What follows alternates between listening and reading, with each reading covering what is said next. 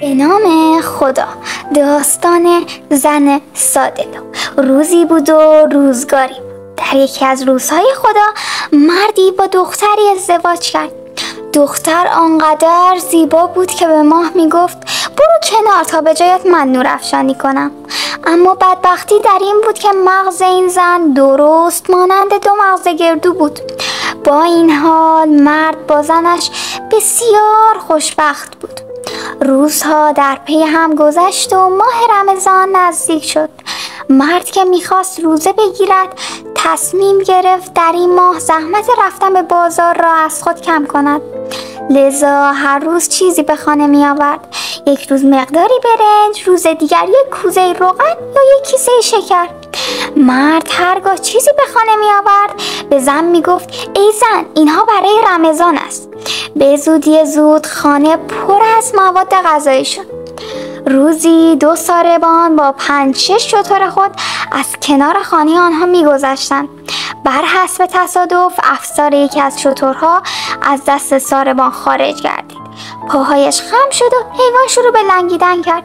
ساربانی که مواظب افسار شترها بود رو به دوستش که جلوتر حرکت می‌کرد گفت رمضان، افسار شتر را داشته باش.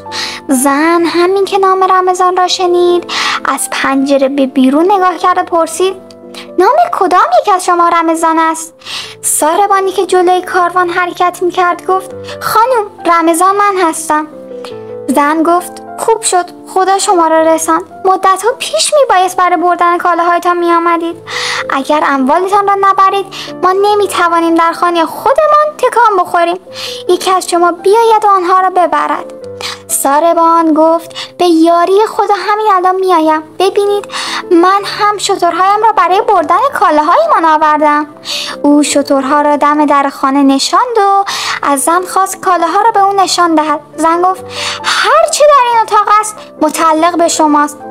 ساربان و دوستش بیان که چیز دیگری بپرسند شترها را بار کردند و راه افتادند.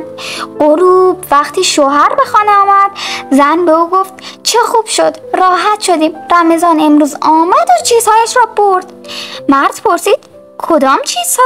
زن پاسخ داد همه کالاهایی که گفته بودی مال رمضان است. مرد گفت منظورم ماه رمضان بود. خانه خرابم کردی زن. خدا همه آدم‌های بی‌مغز را خانه خراب کند. روایتی که براتون نقل شد از کتاب مردم عرب خوزستان بود. تن این روایت به کسانی است که از سخنان و گفته ها تنها ظاهر آن را درک می کنند و به عمق آن راه نمی یابند. چنان که زن ماه رمضان و اسم رمضان را یکی انگاشت و اموال شوی برباد می دهد.